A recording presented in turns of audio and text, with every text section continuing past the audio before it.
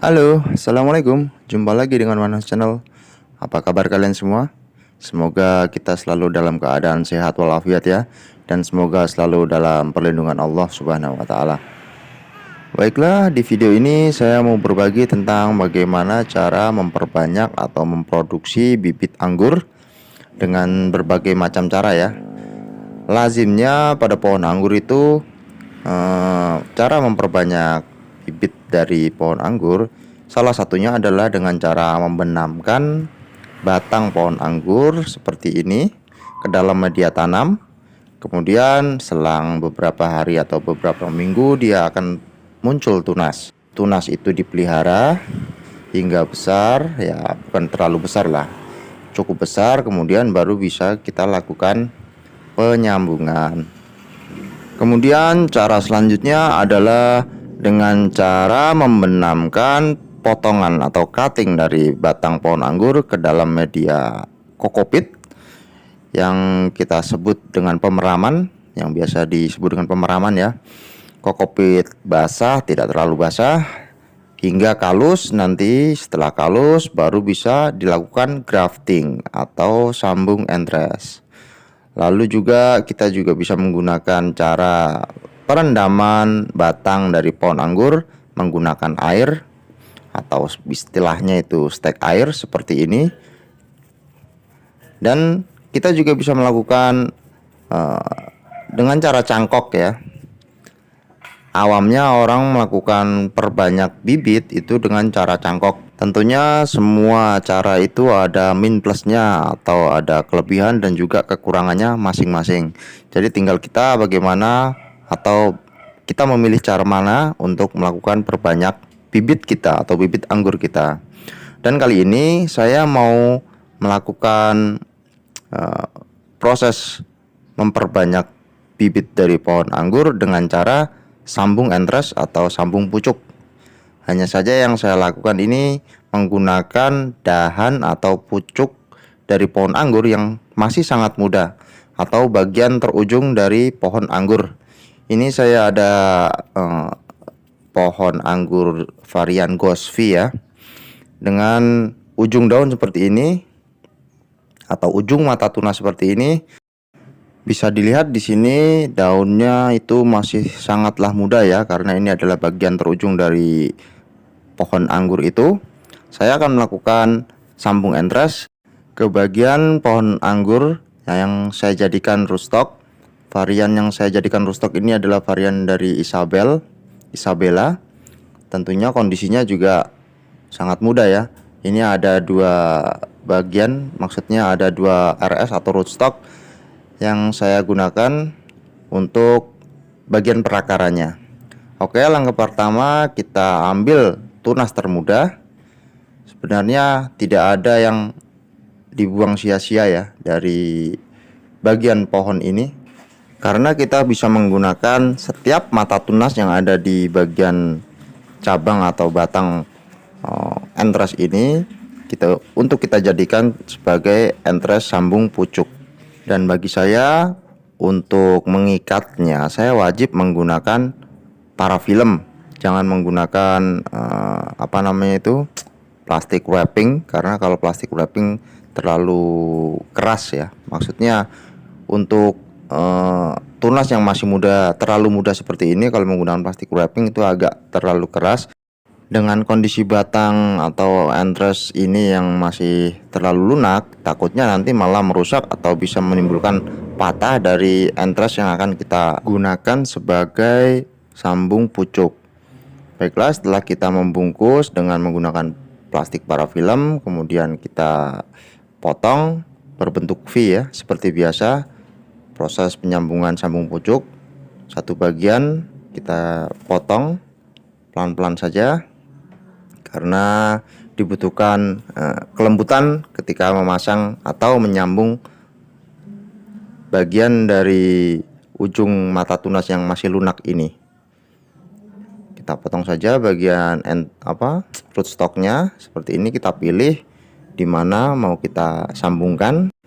Setelah itu kita bisa membelah bagian tengahnya dari rootstock yang akan kita pasang, atau kalian juga bisa menyambungnya di bagian pinggir ya, dengan cara menyayat bagian pinggir, kemudian masukkan ujung dari tunas yang sudah kita siapkan tadi ke dalamnya, dan lalu dibungkus dengan plastik parafilm. Ketika proses penyambungan, hal yang perlu kita perhatikan adalah usahakan antara kulit rootstock bagian bawah dengan kulit bagian atas atau entres yang akan kita sambungkan itu harus bertemu, karena proses penyambungan bisa berhasil atau sukses jika kedua kambium dari kedua batang itu menyatu dengan sempurna. Tidak harus kedua sisi dari sisi kulit itu bertemu, tapi salah satunya saja itu sudah cukup. Yang penting kedua kambium dari kedua batang itu bisa menyatu dengan sempurna. Setelah proses atau setelah dipastikan bahwa sisinya yang kita tancapkan itu sempurna, baru kita melakukan pengikatan dengan plastik parafilm. Jadi kita bisa menggunakan hampir semua mata tunas yang kita potong tadi menjadi batang entres atau batang bagian atas dari proses penyambungan atau istilahnya okulasi ya, bisa dibilang okulasi, bisa juga dibilang sambung pucuk. Saya lebih menyukai proses penyambungan seperti ini dengan batang bawah yang sudah agak sedikit mapan perakarannya, dengan persentase berhasil itu lebih dari 50% berdasarkan pengalaman saya, karena mungkin faktor perakarannya yang sudah mapan sehingga asupan nutrisi dari bawah itu sudah lancar dan mendorong tunas muda yang ada di atas itu untuk cepat berkembang atau mengeluarkan tunas baru. Jika untuk skala rumahan atau skala kebutuhan sendiri, memperbanyak bibit di rumah, menurut saya cara seperti ini adalah cara yang paling efisien karena persentasenya itu sangat tinggi. Persentase keberhasilannya ya maksudnya. Jadi menurut saya cara ini tuh sangat layak untuk dicoba. Hanya saja jika untuk skala penjualan atau bagi seller, penjual bibit, cara ini tuh membutuhkan waktu terlalu lama. Kenapa kok terlalu lama? Karena kita harus mempersiapkan batang bawah terlebih dahulu, sehingga butuh waktu beberapa minggu bahkan bulan untuk menumbuhkan batang bawah terlebih dahulu agar perakarannya lebih perakarannya itu agak banyak. Setelah itu baru disambung. Sedangkan proses penyambungan sendiri itu masih membutuhkan waktu sekitar 1 minggu, 2 minggu, bahkan 3 minggu baru tunasnya bisa pecah. Jadi untuk para seller atau para penjual bibit, mereka lebih cenderung menggunakan proses pemeraman atau proses grafting, karena dengan cara proses grafting itu lebih cepat prosesnya, lebih singkat waktunya. Hanya saja persentase keberhasilannya itu ya 50-50 lah. Jadi ya terserah masing-masing saja mau menggunakan cara yang mana, mau menggunakan cara sambung pucuk dengan kondisi batang bawah yang sudah sempurna, sudah akarnya sudah sempurna, atau menggunakan cara grafting yang belum ada akarnya, hanya menunggu kalus kemudian menunggu akar keluar. Dan kelebihan dari proses sambung pucuk seperti ini, jika sambungannya gagal, kita bisa memulai ulang dengan cara memotong bagian yang gagal tadi, kita sambung di bagian bawahnya. Oleh karena itu usahakan jangan terlalu menyambungnya itu jangan terlalu di bagian bawah ya, agar masih ada sisa untuk penyambungan selanjutnya. Jaga-jaga jika kita melakukan kegagalan dalam proses penyambungan. Dan di sini saya juga bereksperimen menyambung Entres Gosvi ke tanaman anggur jenis Early Adora ya tadi. Hanya saja saya menyambungnya di bagian tunas air. Dan ini adalah proses penyambungan yang sudah berhasil dan tumbuh. Pada waktu itu saya menyambungnya ketika usia masih sangat muda ya, karena persentase keberhasilannya itu sangat tinggi.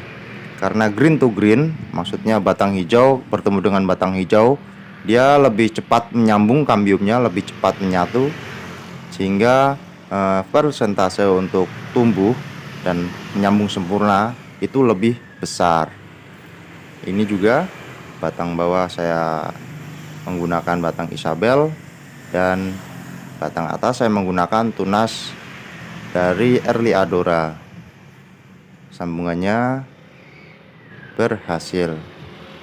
Dan usia pohon ini atau bibit ini sekitar 20 hari ya, karena waktu itu saya mulai menyambungnya atau sambung pucuknya tanggal 28 bulan 7 tahun 2023, sedangkan sekarang ini tanggal 17 Agustus, sekitar 20 hari pertumbuhannya melesat lumayan, alhamdulillah. Dan di pot ini juga saya melakukan sambung pucuk. Untuk pembuatan tabu lampot dari pohon anggur saya sudah pernah membuat videonya ya, di video sebelumnya. Dan waktu itu saya menanam dengan jenis Isabella, yang sekarang ini saya sambung pucuk dengan Early Adora, dan alhamdulillah sambungannya berhasil. Bahkan 2 mata tunas tumbuh, karena waktu itu saya iseng-iseng saja menggunakan 2 mata tunas sebagai ujung dari antresnya, dan dua-duanya tumbuh, sehingga rencana mungkin akan saya jadikan tabu lampot dengan dua batang sekunder. Ini penampakannya, alhamdulillah tumbuh subur. Dan saya juga belum melepaskan ikatan dari para filmnya, karena nanti dia akan lepas dengan sendirinya.